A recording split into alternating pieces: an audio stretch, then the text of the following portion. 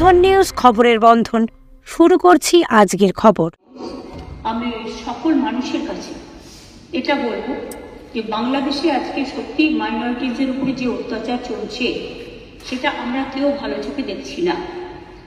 এবং কেউ আমি এখনো মনে করি দাঙ্গা কখনো হিন্দু করে না, দাঙ্গা কখনো মুসলমান করে না, দাঙ্গা কখনো শিখ করে না, দাঙ্গা কখনো খ্রিস্টান করে না। দাঙ্গা করে কতিপয় সমাজ বিরোধী এবং যারা সমাজের বোঝা। সুতরাং এই ব্যাপারটিকে এই অ্যাঙ্গেল থেকে দেখে আমরা সবাই যেন এমন কোনো মন্তব্য না করি যাতে আমাদের কোনো রকম পরিস্থিতি বাংলায় এটাকে নিয়ে খারাপ হয়। আমি কৃতজ্ঞ যে একদিকে হিন্দু ধর্মের মানুষরাও প্রতিবাদ করছেন, অন্যদিকে সংখ্যালঘু ইমামরাও কালকে প্রেস কনফারেন্স করে পরিষ্কার বাংলাদেশে যে মাইনরিটিদের উপর অত্যাচার হচ্ছে তারাও কিন্তু এটাকে তীব্র নিন্দা করেছেন এবং মাইনরিটিদের সেফটি এবং সিকিউরিটির ব্যাপারে বলেছেন। এটা বাংলায় প্রথম, যারা মনে রাখবেন এটা আমাদের ধর্ম নিরপেক্ষতার একটা প্রধান একটা স্তম্ভ। এবং আমি সকলকে এই জন্য অভিনন্দন জানাচ্ছি। আমাকে অনেক সংখ্যালঘু সম্প্রদায়ের অনেকে বলেছিলেন যে আমরা মিছিল করতে চাই প্রতিবাদ করে। আমি বলেছিলাম না, মিছিল করলে অনেকে তো আছে জানে না এই সময় সুযোগ নেয় রাজনীতি, আবার একটু দাঙ্গা লাগিয়ে দেবে। আমি দাঙ্গা তো চাই না, আমরা দাঙ্গা চাই না, শান্তি চাই। একটা হিন্দুর গায়ে যে রক্ত আছে, একটা মুসলিমের গায়ে সে রক্ত আছে, একটা ভাইয়ের গায়ে যে রক্ত আছে, একটা বোনের গায়ে সে রক্ত আছে, একটা পাঞ্জাবির গায়ে যে রক্ত আছে, একটা শিখের গায়ে খ্রিস্টানের গায়ে সে রক্ত আছে। আমরা নিজেদের মধ্যে ভেদাভেদ না করে, আর কয়েকটি মিডিয়া আই মাস্ট সে, আমি অ্যাপিল করছি তাদের কাছে, এটা উত্তরপ্রদেশ নয় যে আপনাদের ব্যান করে দেব, এটা উত্তরপ্রদেশ নয় বা রাজস্থান নয় যে আপনাদের অ্যারেস্ট করে নিয়ে যেভাবে সাংবাদিকদের উপর অত্যাচার হয়েছিল আমার কাছে ছবি আছে সেটা করব। কিন্তু আমি নিশ্চয়ই আবেদন করতে পারি, অনেকগুলো ফেক ভিডিও বাজারে চলছে, কোনো একটা পলিটিক্যাল পার্টির পক্ষ থেকে কিছু ফেক ভিডিও চালিয়ে আগুন লাগাবার চেষ্টা করা হচ্ছে। প্লিজ দয়া করে, অনুগ্রহ করে উভয় সম্প্রদায় এর থেকে বিরত থাকুন। আমরা কেউ কিন্তু কারো পক্ষে নয়, সবাই কিন্তু সবার পক্ষে, এটা মাথায় রাখতে হবে। আমি বারবার বলি, ধর্ম যার যার আপনার, উৎসব কিন্তু সবার।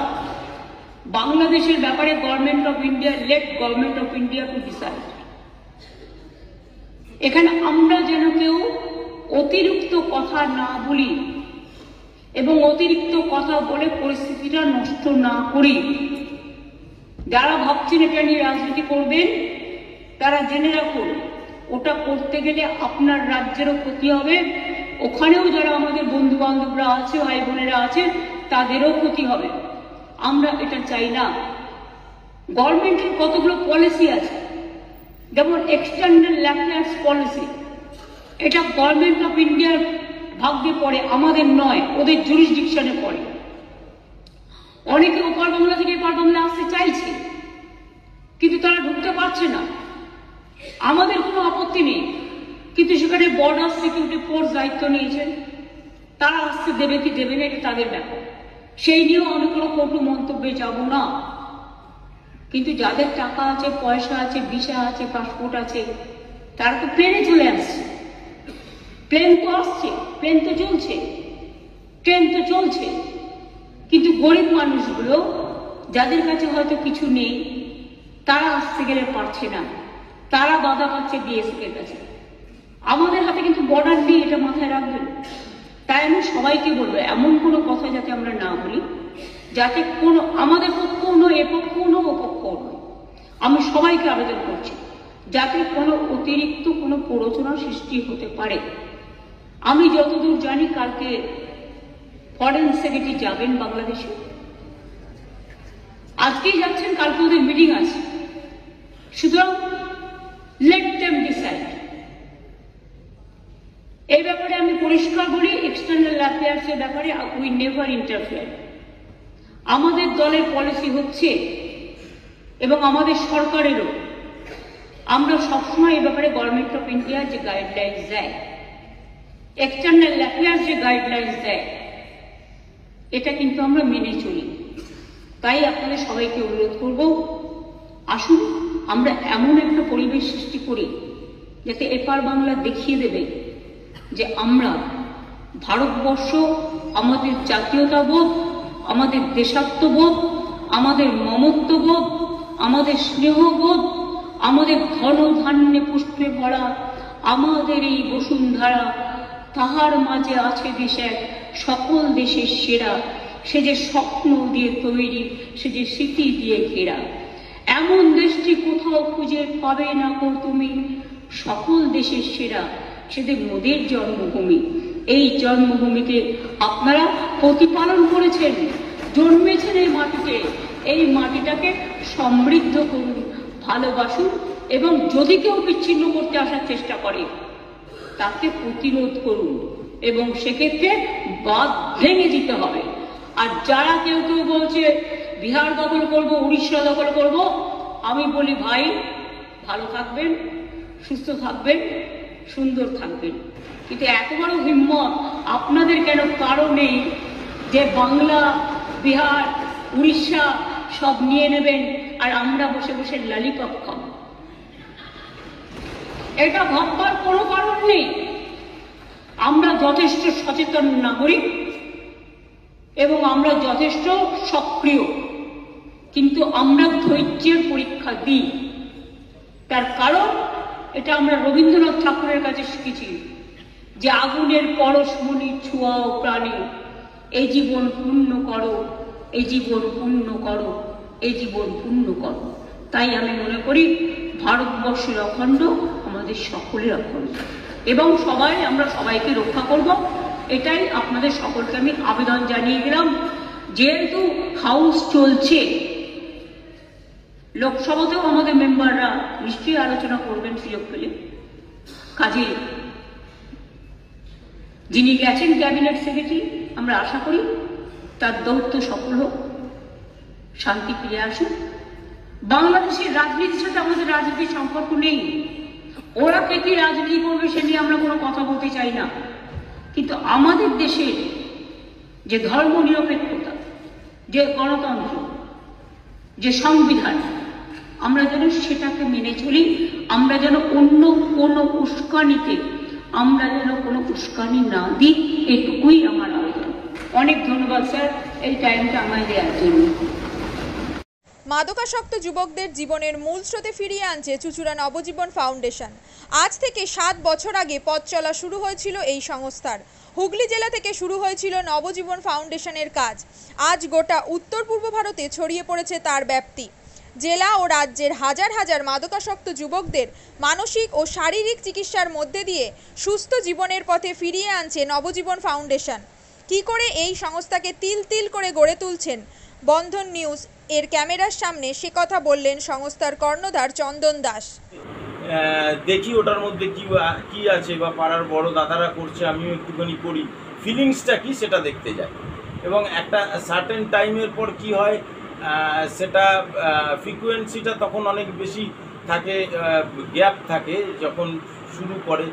পরবর্তীকালে যখন নির্ভরশীল হয়ে পড়ে সেই একটা সাবস্টেন্সের উপর, তখন সেটা থেকে বেরোনোর জন্য সে নানা রকম চেষ্টা করে, কিন্তু তার ওয়ে আউটটা জানা নেই যে কোন রাস্তা দিয়ে গেলে নেশা থেকেও বিরত থেকে সুস্থ স্বাভাবিক জীবনযাপন করা যায়।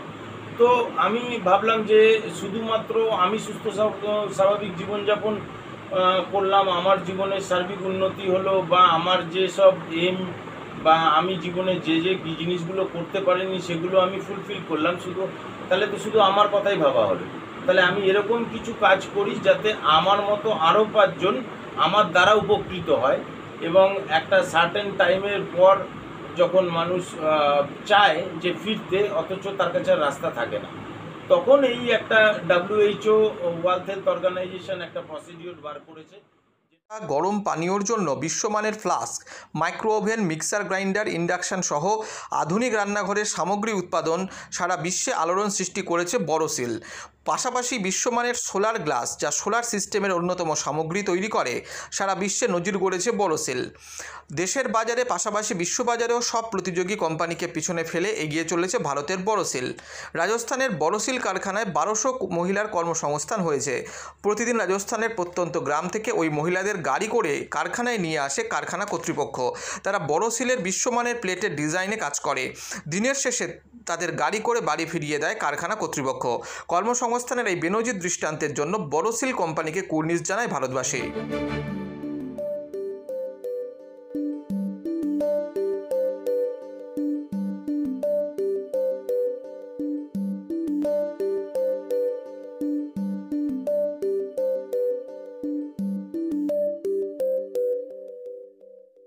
At Borosil, our products touch our customers' lives in many ways. Our philosophy is simple: understand the evolving needs of our customers and deliver solutions to meet them.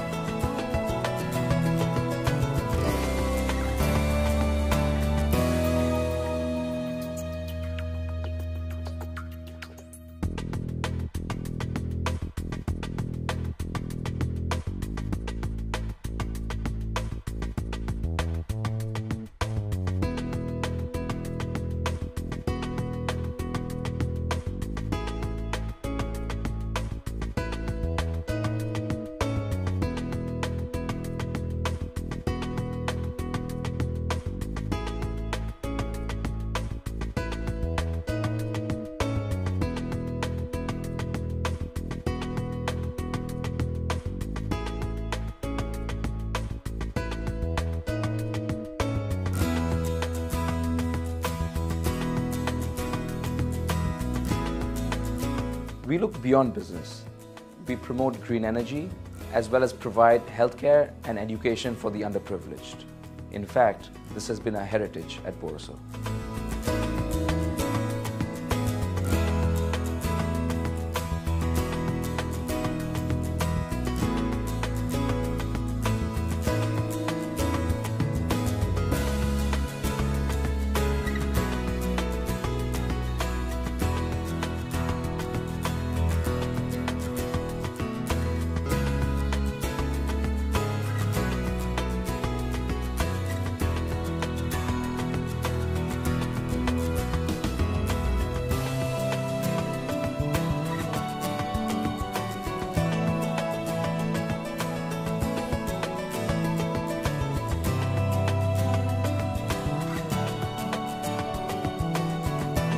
Our products are developed with innovation and thought.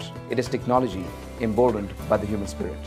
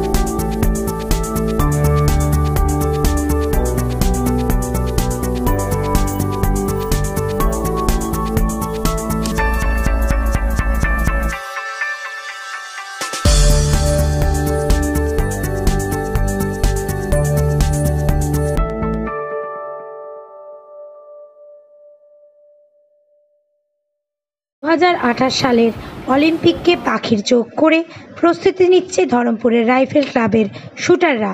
আন্তর্জাতিক মানের rifle প্রশিক্ষণ কেন্দ্র ধরমপুরের rifle club 10 metre থেকে 25 metre সব ধরনের rifle শুটিংয়ের প্রশিক্ষণ দেওয়া হয় এখানে। অতীতে স্বনামধন্য রাইফেল শুটার শ্যামল দাস এই ক্লাবের কোচ ও কর্ণধার। দেশের তরুণ প্রজন্মকে ভবিষ্যতের শুটার তৈরি করার কারিগর ধরমপুর রাইফেল ক্লাব।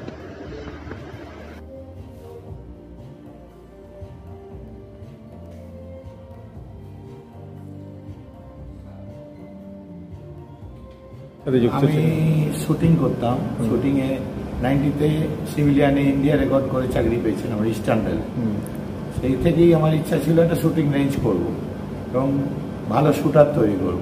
আমার টার্গেট 2028 সালে অলিম্পিকে যদি ধরমপুর রাইফেল ক্লাব থেকে কেউ যেতে পারে, তার জন্য আমি সুইমিং পুল করেছি, জিম করেছি, যোগার সেকশন আছে, আর 25 মিটার পিস্তলও আছে ইনডোর, যেটা ভারতবর্ষে কারোর কাছে নেই। এত কিছু করেছি নিজের চেষ্টায়। আমাদের 30 জন শুটার শুট করে এখানে। আমার টার্গেট আরও উন্নত করা, ইলেকট্রনিক্স টার্গেট, যেটা 25 মিটারে ইচ্ছা আছে লাগানো, 50 মিটারের ইলেকট্রনিক্স টার্গেট লাগানো।